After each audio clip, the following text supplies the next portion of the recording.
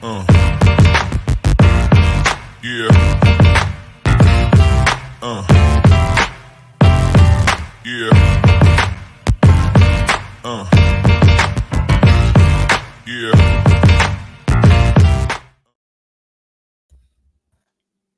And what's up? Welcome in. Wes Mitchell here. Chris Clark, GC Live, Friday episode of the show, closing things out for at least before Christmas. I don't know. We may hop in and do one more next week. We'll see what the world brings to us. But obviously, it'll be our last time seeing y'all before Christmas. So Merry Christmas if we don't tell you before the show is over later on. And of course, this show, as always, brought to you by Clint Hammond, Movement Mortgage, clint.hammond.com.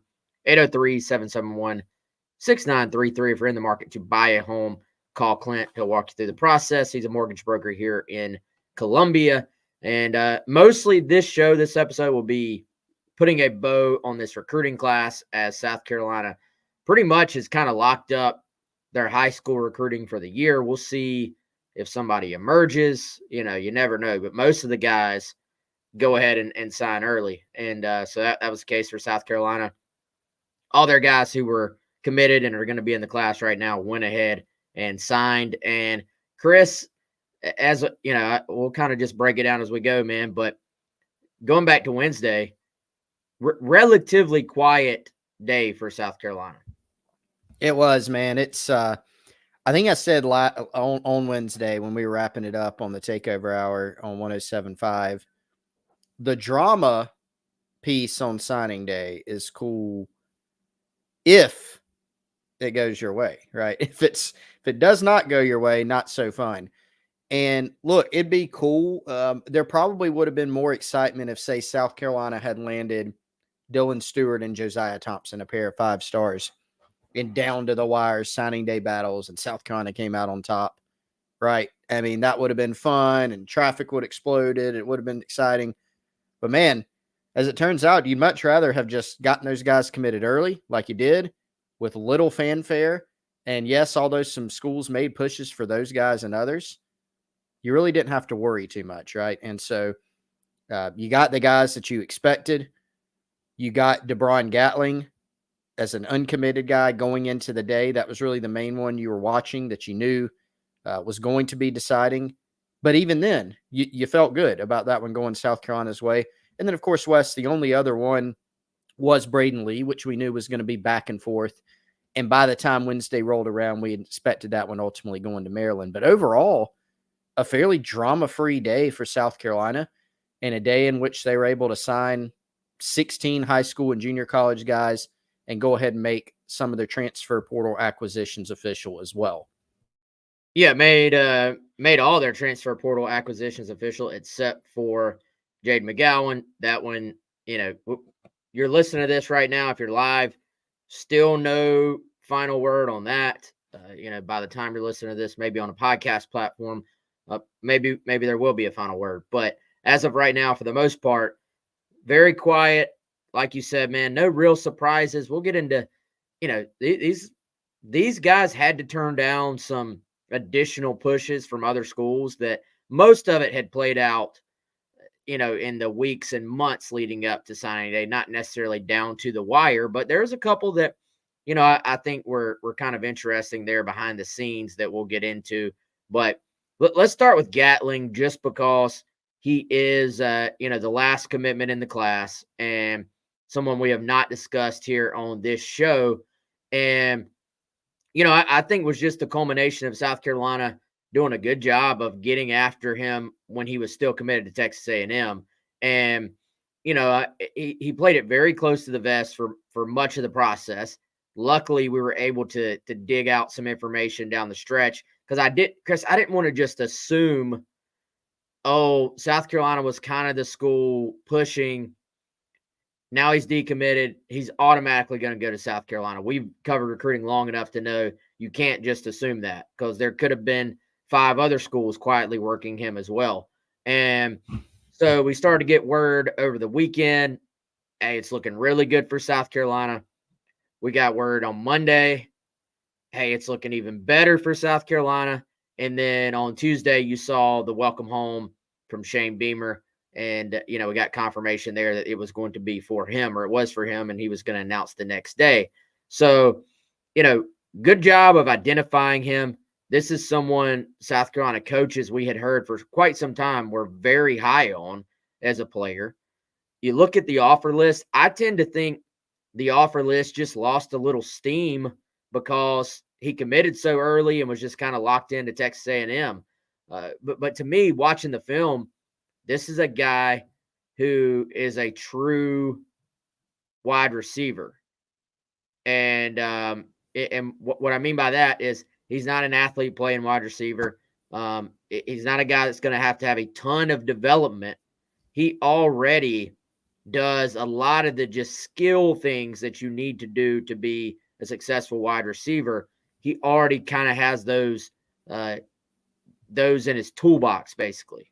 I think it's a great point. He's not, there's not going to be really many kids or any West that go from high school to college, especially at this high of a level, and you just go, okay, that guy's a finished product, right? There's no development at all needed. But Gatling is close to that because you're right. I mean, you look at the skill set, what he can do, the production at a high level against really good competition, playing for Milton High School.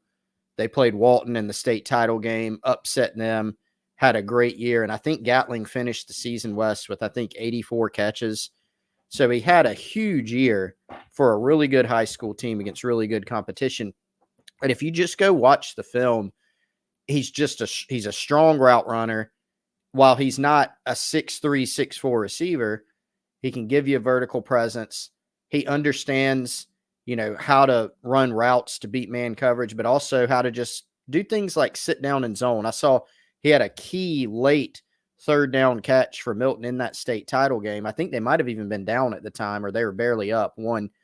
And they had a big 3rd and 7, and he was just able to run a great route, sit down in coverage, catch the football, not even on a perfect throw, but just secure the football, keep the chains moving. And I think that's honestly what South Carolina needed in this class from the high school ranks. They needed a guy or two who could come in and potentially play early. And I think that's really what they have when you look at Maio Bennett combined with Debron Gatling. So you're right. South Carolina had been on him kind of quietly for a while. The very first instance I heard of his name was back in late September, actually, Wes, hearing that, hey, South Carolina likes this guy. They think they might have a chance to flip him. And it took a while, but they got him on campus in November. Of course, the rest is history. Ultimately decommitted from A&M, and then South Carolina was able to grab him at the end. So it was really important that they get another high school receiver, I think, to pair with Bennett. And I think they got a good one in Debron Gatling. For sure, man. We're going to dive into the whole class. I don't want to get too far off that, but I do want to just touch on this real quick. Xavier McCloud committing to Georgia today, former South Carolina defensive lineman. Got a comment here from Jay Diz. I wish we would just let him redshirt. I feel like that's a narrative that's still kind of floating around out there that is completely not the full story whatsoever. It wasn't so much necessarily even that he wanted to redshirt. It was kind of how it was handled, and as well as some other things. So, McCloud was dismissed from the team. That's a fact. So it was not just, oh, he wants to redshirt, so he's going to enter the portal. That is not what happened, period. So I feel like that needs to be addressed. We'll see what happens with McCloud at Georgia. We've always said huge upside. Zay McCloud can be as good as he wants to be. Nobody is saying he can't. There's a reason South Carolina put as much energy and effort into recruiting him as they did. So it's just a matter of, can he go and live up to that potential now at Georgia? Craig also asking, does Gatling have a teammate, wide receiver? Yes, he does. I think between Gatling and this kid, and I don't know the kid's name off the top of my head, they had two stud wide receivers. They put up huge numbers, both of them, in that offense. And then actually ended up it was Milton versus Walton in the title game, right? So Wendell Gregory's team against Debron Gatling's team. That's right. Yep. What did Gregory call Debron? Call him a I dog? think it was pure dog Yes. is what it was. Oh yeah, he was very familiar with this game. Maybe a little quiet animosity there. Yeah, Debron's team did beat him, but those two seemed, they knew each other In a good way. I don't mean like real in a good way. animosity. Yes. But a lot of respect there. You can tell. And I think the receiver that's being referred to there, Wes, is CJ Wiley, who's a 2025, 6'4", 188, already has, who's who offer list. So he's definitely a really good.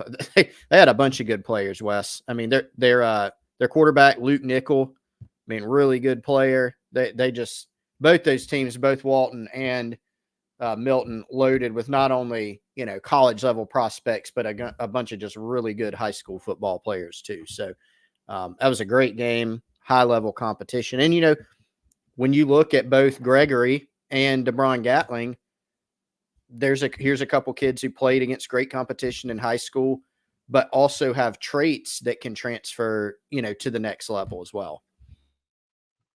For sure, man, for sure.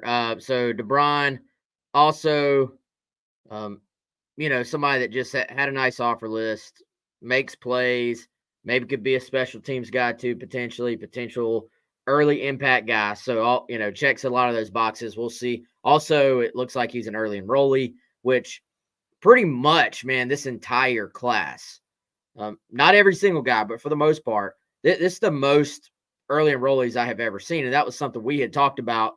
And then Beamer sort of said the same thing on Wednesday. He's like, man, this is the most early enrollees we've had. And that's a huge advantage just to go ahead, get acclimated to the next level, get acclimated to school, going to class, new teammates, new surroundings, being away from home, all those things. Many of the things any college student has to go through. But for these guys, you're going through it while trying to grind and be an SEC football player. So it's just a different story. And I think getting them in, particularly, Chris, as much as we get asked about offensive line prospects and offensive linemen, I think in particular, you look at Josiah, you look at Cam Pringle and then Blake Franks too. But I kind of start with Josiah. That's the guy I think has the biggest upside of that group. Just being able to get in and start physically developing in a college weight program goes a long way for all those guys, but it goes, I think, even further for you start talking about a Josiah, start talking about, Dylan Stewart on the defensive side. Anybody's going to have to be playing up front, getting some extra time in a weight program, I think is a really, really beneficial thing. It is. And man, you would like to not be in a position this season. And I think South Carolina will be in this more favorable position this season, barring injuries, right? Because that's a big reason for it last year, where you don't have to rely upon freshmen. South Carolina obviously had a couple last year in Tree and Tro Ball that they relied upon to start as true freshmen in the SEC, playing some of the best defensive lines in the country, several of them, in fact. And so you're going to take your lumps, and Beamer pointed out, I think rightfully so, during his Wednesday signing day wrap-up press conference, that they're going to be better for it this year. LSU, for instance, in 2022, Wes, they had a couple of freshman bookend tackles that played and took their lumps. And then in 2023, they're a lot better for it. And you've got a couple guys in Tree and Tro that can continue to develop, and they've already been thrown in the fire, and they will be better for it, and so will the team. But you've also got Marky Anderson, who kind of had the most buzz out of any of the linemen. He'll be ready for this year. You got Jatavius Shivers, who you like from that class. You got some other guys from the roster, of course, and then you have kind of stacked two back-to-back really strong offensive line classes with the three in-state guys that you brought in and led by Josiah Thompson. And I think all these guys have different skill sets. And this is what you want, Wes, when you look at kind of the outlook of the O-line, right? The way that you're recruiting in 23, 24, don't have any commits for 25, but they're certainly in the game with a lot of big-time guys in that class. That's exactly the kind of trajectory that you want to see recruiting some big time talents that a lot of other schools wanted with traits. And it's about getting them in and developing them. But there's a lot to be excited about those guys, particularly with Josiah, man, who was just so highly touted. Honestly, I think is almost flying under the radar as much as a 5-star can. Yeah, he's a stud, man. And I think again, you want to fill out your offensive line with high school guys. You want to supplement with portal guys. And if you have not read it today, you've got an insider report up. I just updated the transfer portal target watch list. We got some names to watch there. Portal recruiting not ending anytime soon, and so South Carolina, for the most part, coaches, staffers, everybody, they get a little chance to breathe overall once the high school class is locked in, but still lots of portal recruiting going on right now, and will really kick in again during that little window at the beginning of January where you can take visits again, but it's right before you start class, really around the country. But at South Carolina, I think January 10 or so, somewhere around there is kind of the time period when you're going to be getting started with classes. So that's kind of a tight window, but I think what you'll see, today's 22nd. Obviously, there'll be a little break probably around Christmas, but even recruiting never really stops. But you'll see visits start to get locked in. Schools will be jockeying to get those visits locked in. Maybe you see visits during the midweek as well in January. But I think for sure there will be a lot more movement in the transfer portal from there. Let's kind of keep it, man, with those 5-star guys. We talked about Josiah, how he kind of just has almost flown on the radar because he committed so early. But you look at a guy like Dylan Stewart, if that would have been a national signing day, like if I had been in DC the way I was for Nick Harbor and we were streaming that thing live and it was going to be on ESPN and all this stuff, it would have been what everybody was talking about leading up to signing day. As it was, I mean, Miami tried to keep making a little run. I think maybe Miami thought they had a shot, but never really materialized. For an out-of-state 5-star, Chris, Dylan Stewart was on campus for about every game he possibly could have been, maybe all the home games. He was here for a ton of them. And it went under the radar, but listening to Beamer sort of talk about him on Wednesday, it kind of just reiterated to me just how talented this dude is in terms of just overall skill set. Yeah, we talked to his coach, Wes, Mike Hunter, on signing day on 107.5 on our program there. And I mean, just checks all the boxes that you look for. And, 6'5", 240-pound range, long, athletic, can run, and just really has all the traits of a big-time SEC pass rusher. And he's had the production, to match it in high school as well. There's been a lot of talent come out of that DMV region. There's been a lot of defensive line talent actually come out of that region, and he's the latest. And man, Wes, you remember we asked his coach for a comparison on some of the players that Dylan Stewart could end up being like. And I said, hey, coach, putting you on the spot, but who does he remind you of? And man, you got to be careful. You got to take a step back. But Yannick Ngakoue is one. Chase Young and Jadeveon Clowney. I mean, again, I have a rule. I don't compare anybody to Clowney. That's completely off limits for me. But those three guys just goes to show, what they think of him up there. And again, you will have to temper expectations. He is a freshman, but this guy just really has all the tools. He's got a great demeanor. It was a very low drama recruitment. The way he committed, the process, the way he went about things, very, very low key. And really, it didn't ever seem like South Carolina was in danger of losing him after he committed either. Yeah, man. Let's be honest. This South Carolina needs a guy like this too. I mean, just the twitchiness off the edge, the pass rush juice. We'll see what they end up running next year. Like I think you're going to continue. I think they're going to continue to tweak this scheme. We saw them tweak it at the end of last year. Had a lot of success with the 3-3-5. I think we're going to see 3-3-5. I think we'll continue to see 4-2-5. Probably a mix of all of the above. But I really like the mix of guys they've gotten in terms of portal, high school with Dylan, bringing back Tonka, TJ, Boogie. They're going to have some flexibility up front next year, I think. And it was kind of brought to my attention, man. Kyle Kennard, the transfer portal sort of defensive end guy, who I think I look at TJ Sanders. I say TJ could play inside in a 4-2-5 or outside in the 3-3-5, right? Kyle Kennard, I look at more, he could play outside in the 4-2-5 or outside in the 3-3-5, depending on what you're looking for in those particular situations. Well, Kennard, is more of a guy who can set the edge for you. He does have some pass rush juice, could be a 3-down rusher, but maybe is going to excel a little bit more first or second down defensive end, basically. So I do wonder, are there some things they could do there when I start to kind of think about pairing those two skill sets together early on in his career?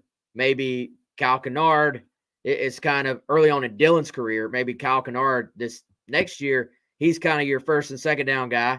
Then if you get into those third down passing situations or late game situations where your opponent has to throw, then you're putting that on Dylan. And as time goes on, I think obviously Dylan Stewart's going to be a 3-down player. He's going to be a guy you just put on the field and say, go make plays. But as a freshman early on, I kind of feel like that could be something they could maybe pair those two guys up with each other. I like what our guy Rob says here. Flexibility, right, from a defensive standpoint. And did it take South Carolina a while to unlock some things defensively last year that you wish maybe would have been unlocked earlier if you're a Gamecock fan? Sure, in the 3-3-5. But you did find that, and it helped you find, some personnel, maybe advantages in some certain situations. And if you can stay healthy, you pair the fact that you bring back your entire defensive line minus Jordan Strong, basically, in terms of the guys who've made significant contributions or starters, right? You've got some guys like Tonka Hemingway and TJ Sanders that can play versatile roles for you, whether you're in a 3 or 4-man front. And then when you add, you start thinking more about what Jaron Willis and Bam Martin Scott did last year. You think about adding a Kennard, as you said, Wes. You think about adding a Dylan Stewart, and you do see more flexibility and more potential on defense. You also, maybe did you situate what everybody's role is back in the secondary? You tried a bunch of different things. It seems like back half of the season, you might have settled on what everybody's role is going to be, right? But even within that context, you have some flexibility. So they're going to have some more guys up front this year that can do some different things for you. And barring injuries, as long as they can stay healthy, you kind of like their prospects. And then, Wes, we haven't even mentioned transfer DeAndre Jules, who has a lot of ability. A lot of people pretty high on him coming in as a defensive tackle as well. And that his presence there, maybe you can slide out, one of these other guys that we've talked about in some situations. So it does appear that they'll have more flexibility in 24 because of what they've done, with high school recruiting and portal recruiting.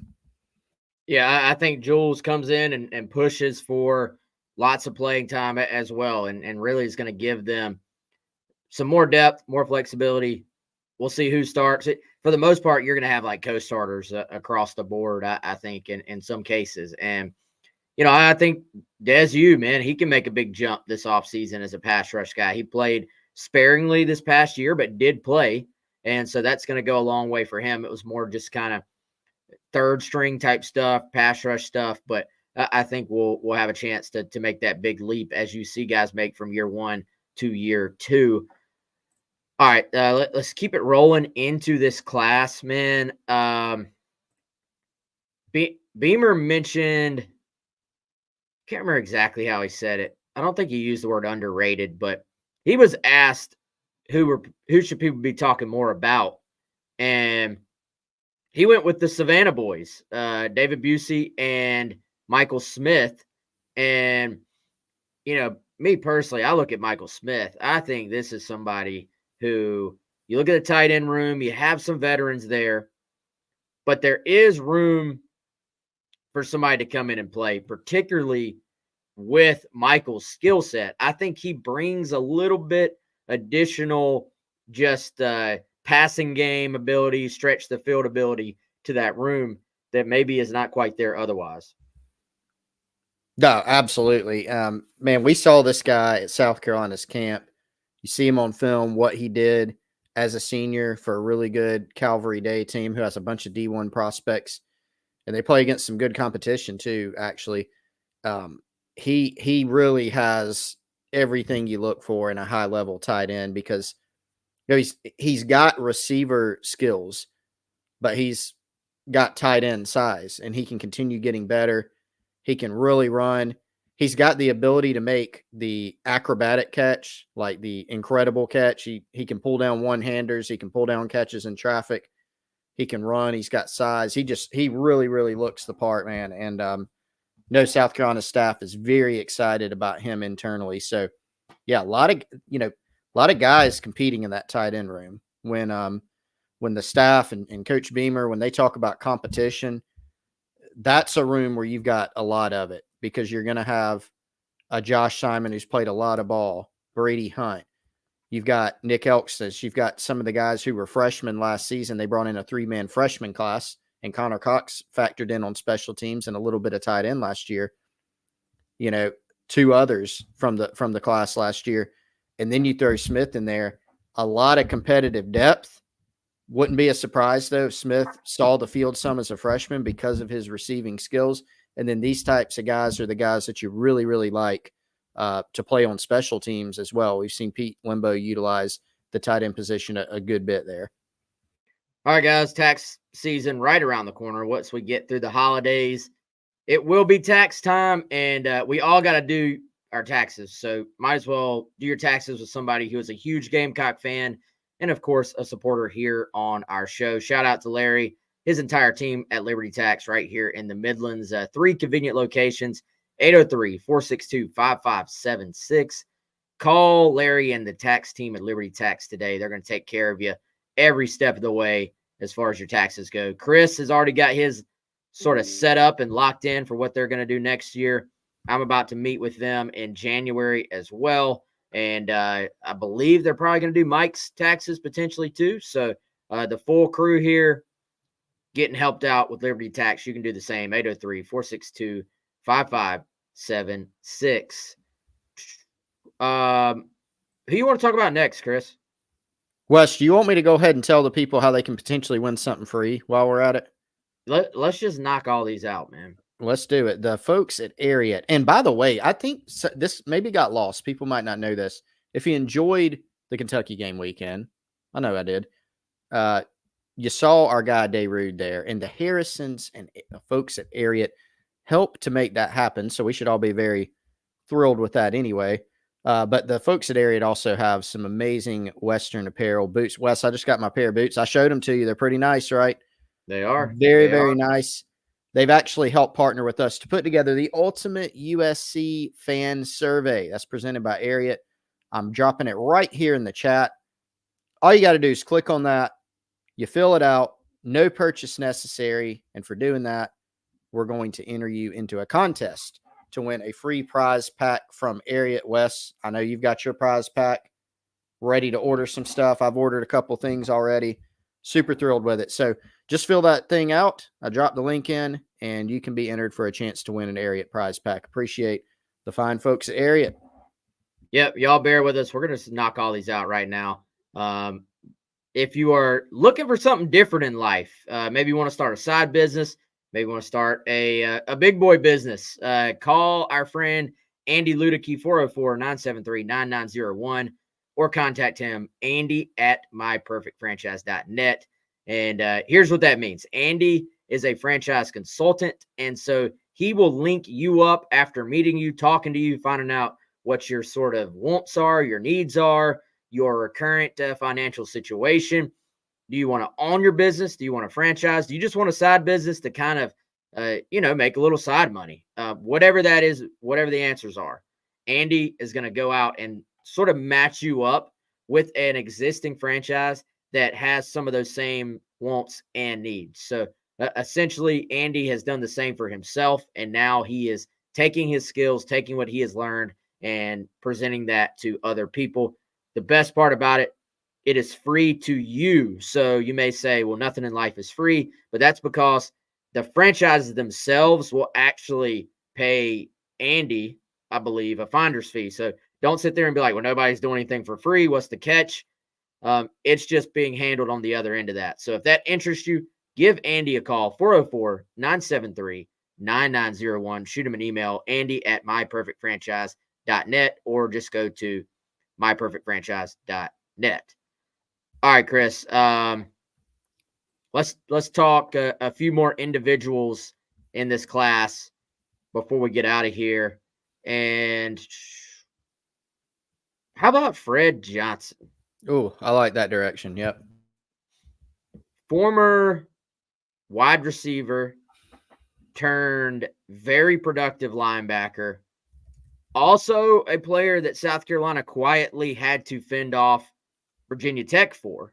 And, even though he wasn't really a guy that just jumped off the page in terms of rankings, like if you were a casual fan, you didn't really follow the class, you just looked at the rankings. I don't know if Fred Johnson would kind of just jump off the page at you, but when we were sort of tracking this stuff down the stretch and we heard, man, Virginia Tech is making a run, I was like, dude, that would actually be a pretty big loss to this class because it is a very good linebacker class in terms of quality, but it's not like they took 3, 4, 5 guys. It's 2 really solid football players in Wendell Gregory and Fred Johnson. So it was, I think, imperative to hold on to him. But just let's talk about them both while we're at it, man. Yep. Just 2 athletic playmakers that can run sideline to sideline. They can carry down the field with tight ends as linebackers, and have some pass rush juice too as well, especially Gregory.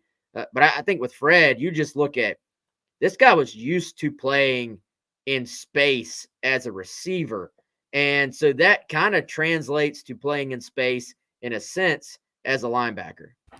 Yeah, both these guys are not just, you don't just look at them and say, man, those are good high school players that are productive. They have skill sets that can translate because they're both, they're different players and different style players, but they both share some things in that they're both long. They're both, 6'3" or 6'4". They both have some weight on them, but a frame where they can add weight. They can both run. They can rush the passer, very athletic. And so when you look at, upgrading the athleticism to be able to, nowadays, if you're a linebacker, man, you got to be able to cover in space, right? And these 2 guys, I think, have the athletic ability to do that to where, 3 or 4 years down the road, you wouldn't be surprised to hear that they have NFL buzz, that they're going to test well at the combine and things like that. Obviously, a long ways to go until then, but the canvas that these guys have, I think, should be pretty exciting. And we talked about Gregory earlier a little bit when we were talking about Walton versus Milton in Georgia, but Gregory's a guy that, like you said, Wes, can rush the passer, can go play in space, played some tight end for his high school team, really good athlete. Johnson, man, we saw this guy at South Carolina's camp over the summer, and he was one of those who is that, type of guys because he really stood out, 6'3", 225 at the time. Remember, he tested really well. And then he plays for a great high school team, Maury in Virginia, who has a couple other, more than a couple other high-level D1 guys. They won the state title. And Wes, I actually turned on his film this week, his senior film that just came out a week ago, and he's making plays at receiver and tight end and at linebacker, rushing the passer, getting pick sixes. Really impressive film. So I think this was, I agree with you, kind of quietly for maybe a more casual fan, really nice pickup for the Gamecocks. Hey, speaking of film, let's pop on the Jalewis Solomon film. Oh, football player. I love our guys at On 3, man, but I think they're a little bit conservative on Jalewis. He's a high 3 on 3, and he's a 4-star overall. High 3 on 3. and a high 3 on 24/7 Sports, which I tend to think those are the two that kind of drive the recruiting rankings, in my opinion, these days, as far as just putting the manpower and resources into ranking everything. And so I'm wondering if we won't see Jalewis possibly pop again. And can y'all see that? Yeah, there we go. This guy can do it on both sides of the ball. This is the senior film here, and I mean, he was kind of a surefire 4-star, I thought, when we first started tracking him, and he kind of dipped in the rankings a little bit overall, still a 4-star overall in the On3 industry ranking, which kind of averages everything together. But just the way Shane Beamer talked about him, Chris, I think he used the "built different" phrase, which when a coach says that, my ears kind of perk up a little bit. And so that caught my attention. Obviously, if you're South Carolina, you'd rather have Solomon enrolling, next month. But just skill, ability, athleticism, I mean, that is a beautiful move right there on offense. I think this is a potential early impact kid. Yeah, South Carolina loves him as a DB. And Wes, he's one of just a few guys who unfortunately won't enroll until the summer. But man, you watch this guy again, like maybe a lazy like scouting term for me, but just football player, because he can just do everything. And I think he's someone that probably won't miss a beat, even though he's not enrolling until the summer. The staff really seems to feel like this guy can get to the next level in the SEC and get some early PT at the corner position. And Wes, I really think he could. If you told me today, like if we got a call from a source during the show who said, actually, we decided today that we're going to play Jalewis Solomon as a receiver, we'd be like, well, he'll probably play next year then, right? Or if we heard he's going to play safety, nickel, like wherever you put this kid, he's just a really good player. Schley County, another great high school program. 13-1 this year, fell by just 4 in the state title game to Bowden. Jalewis Solomon, West, in that game, 11 catches for 165 yards, and of course played defenses too. So just a really good football player. Did y'all see that one play where he was almost playing safety and he just attacked the box? No fear whatsoever. Explosiveness, change of direction. I mean, he fired in there. So I think this is a kid that could play safety or nickel easily. If he has the hips to play true corner, though, just having a guy with that physicality, if he keeps coming along and develops and shows all the other things, having a guy with that physicality at that position, when so many schools just perimeter screen you to death in today's world, that should go a long way. But I think there's some Vakari Swain here, man, and that just like you said, and some Jalen Kilgore. Not that they're all three identical. Like there's some different size aspects here, some different measurables within the group. Like they're not all just copies of each other by any means. But I think in terms of that's 3 Georgia guys who their film is just loaded with them making plays in pretty much every way you can make. So I think, dude, you can make a living with guys like this. And so, I mean, it was huge to get him sort of back in the boat after Auburn obviously had him on their commitment list for a stretch. Huge to get him. I mean, back and forth battle. Auburn got him for a spell, but we knew South Carolina wasn't going to go away. They didn't. They got him, a month or 2 later. Auburn did make another run in there, but it was kind of quickly extinguished by the Gamecock staff. So, I mean, man, the film, like you said, it's absolutely packed. You got about every type of play you can think of on this highlight tape, and that's because he can make all sorts of plays. So, staff's, again, really high on this guy, and I think you put it well. You want as many guys like this on your football team as possible who are just versatile, who can obviously most of the time they're going to hone in to one side of the ball or another in college. But when you can find two-way guys who just do a little bit of everything in high school, typically that's a guy that's going to turn out to be a really good player for you. Between Solomon, Kilgore, and Vakari Swain, how many of them would be playing offense if Steve Spurrier was still in Columbia? He would definitely have mentioned it multiple times in a press conference that they're dumb for not playing him on offense or something like that. Yeah. I think you would have stole all three of them by this point, I think. Yeah, probably so. Probably so. And they would be doing quite well, I think, honestly. So, I mean, this film is still going. This is senior year only, for what it's listed as. So, y'all get a lot of the guys I think have been updating their film lately. So go check them out. We had a mention of Kelvin Hunter earlier. I think Kelvin's going to be Mr. Special Teams early on, man. Like I could see, like if I'm Pete Limbo, I'm calling Kelvin into my office day one, the second he arrives on campus, and I'm like, "You're going to be my guy."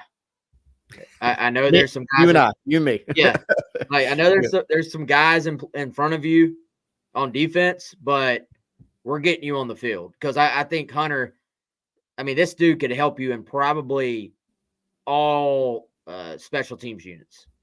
I was trying to go back and find Kelvin's highlight reel. Wes is another one that's pretty doggone good. I was trying to go back and find his senior year stats, and the folks over at West Florence here in the Palmetto State really, really like him. You know, I think he's that head hunting type, you know, nickel safety type player. But I agree with you. Special teams, whether or not a player can factor in on special teams is something we know South Carolina bakes into their evaluation process. And with Kelvin Hunter, there would have been no question about that. Does he like to do it? Is he willing to do it? And can he do it? Right? They knew all those things. 3 block kicks. Yeah, I just found it. 3 block kicks as a senior for Kelvin Hunter. He also played both ways, ran the football some, was a returner, and then obviously playing defense, forced 5 fumbles and blocked 3 kicks as a senior. So I agree with you. As it was an area, Wes, from the 22 to the 23 season where at times the personnel differences, not kicker, punter, snapper, right, but just losing some of the guys from the 22 roster in 23, I think it showed sometimes. And you could tell Pete Limbo wants to be able to get back to more of what they were in 22 from a coverage unit and a return unit standpoint. I think some of these body types that they brought in as freshmen and from the transfer portal are going to help in that area. We can't talk about the class without talk about Dante and Mazio, two guys who not only are big time players out of high school, but also worked really hard, as did others, but also worked really hard to try to keep this class together and add guys to this class. How about Mazio hopping in there and beating Dante to the punch on getting his letter of intent in? I'm not shocked, man. Honestly, you knew it was going to be a race between those guys and maybe a few others. I think the other candidates, Wes, are Cam Pringle and Mason Love, were the other guys that were kind of on the Vegas odds.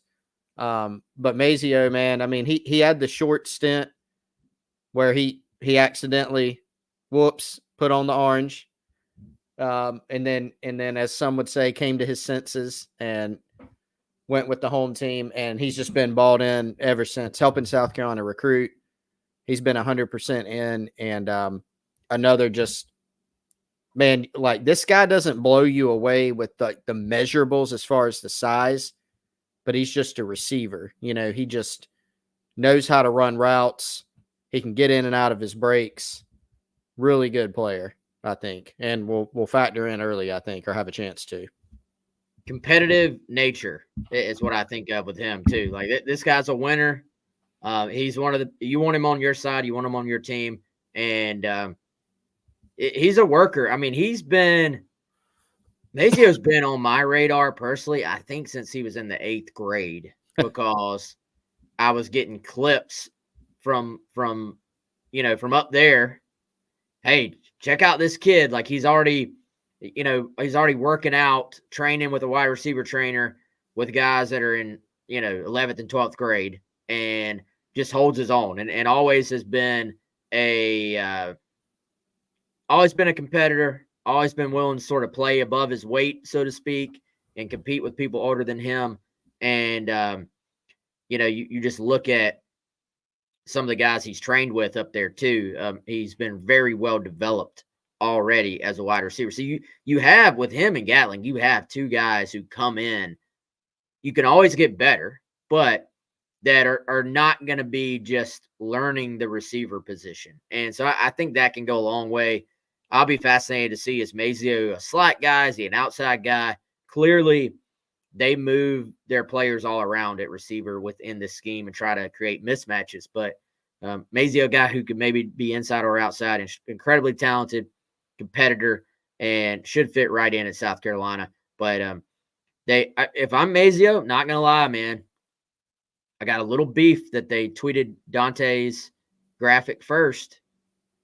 If I was, yeah, I know he got like special treatment. Kind of. Yeah. Like I'm if I'm Mazio, I do have a little beef. And we love Dante here. Like we had Dante on our show. On 107.5. Dante is a veteran of GC Live. Most of them with Mike and intern Joe, but we've had Dante on as well. So huge Dante fans. But Mazio got him on this one, and so credit to Mazio. That was a little competition. It sounded like between all the guys, but Dante carries himself like a quarterback, right? Like he kind of exudes the leadership ability that you were looking for from that position, even just in how he's helped recruit the rest of this class to join him in Columbia. I'm excited for Dante to get to see him, that he gets to compete in a national all-star game, but I'm also excited and intrigued to evaluate him on that stage and watch him throw to and against some of the guys that are going to be out there. He is Under Armour. I'm pretty positive. Under Armour game. Gatling will be there as well, I think. Total of 8 guys from the 16-man high school class, I believe, Wes, that were in all-star games in general, which is, that's a high clip. Yeah, pretty good. So, Dante, have always liked his ability to throw the football from different angles. And you watch some of his training videos that have been out there over the last couple of years, and just the ability to flick the football out, throw from different arm angles, throw from different sort of bases, so to speak, like not always having his feet directly underneath his shoulders and kind of just throw off platform, so to speak. I'll be very intrigued to watch him on that stage. Me too. Yeah, that's a great thought because, the league that Dante plays in or has played in has some really good players. Like he has a teammate going to Penn State. They play good competition, but I am interested in watching him play in that game. And then Wes, he'll be in Columbia for spring ball. So to evaluate, he's going to get plenty of reps. All indications are during the spring. So I'm really anxious to get a look at him in that setting too, because I think he's got some translatable traits. He can run a little, he's a mobile guy. He's got a very quick release. As you said, he's got the arm angles going for him, can spin the football, is a sharp guy, has leadership traits. So I am really, really curious. He's one of the more intriguing guys, I think, in terms of just how he can throw the football. Did you just bust out that he can spin it? Is that what I almost heard? I did, man. I had to bust it out because he can, if you watch him. So he's competed against some of the competition that he'll be with and against in Under Armour. Like he's done that on the camp circuit, Elite 11, things like that. But seeing it with the pads on, I'm very interested to see that too. For sure, man. Hopefully y'all still got me. My mic is once again giving me trouble. And so let's close this thing out, man. I think this code still works. Maybe. I hope. If you are not a subscriber, try it. We'd love to have you on Gamecock Central. $1, 2 months. Code SCAR1, SCAR1. Most of you are already subscribers, and I gotta tell you, we absolutely appreciate it. And I don't know, Chris, do you think we'll sneak in one more show next week or not? I think we could probably do it, maybe midweek next week. A midweeker. Yeah, we might could sneak in a midweeker. I All think right. I think we might have some things to discuss, some updates. Yes, we already have updates on Gamecock Central right now. Go check Yep. them out. Chris, great insider report this morning. I took all of Chris's information and put it into my target watch list, so you can see that as well. Sometimes, Chris, is not even about the information you have, it's how you present it. So we try to present the information as many different ways as possible for however you people out there prefer, whether that's talking on here, reading insider reports, reading more just sort of quick hitter type stuff. We got all that for you on Gamecock Central and hope that you'll come join us. But otherwise, I hope y'all have a great Christmas. Again, it's been an awesome year, but we'll get into all that for our one final show before the new year next week. But until then, Merry Christmas. Hope you get all of your gifts you want. Hope you eat plenty of desserts. Calories don't count. And we appreciate you all. So we'll see y'all after Christmas and one more show before the new year. All right. We'll see y'all then.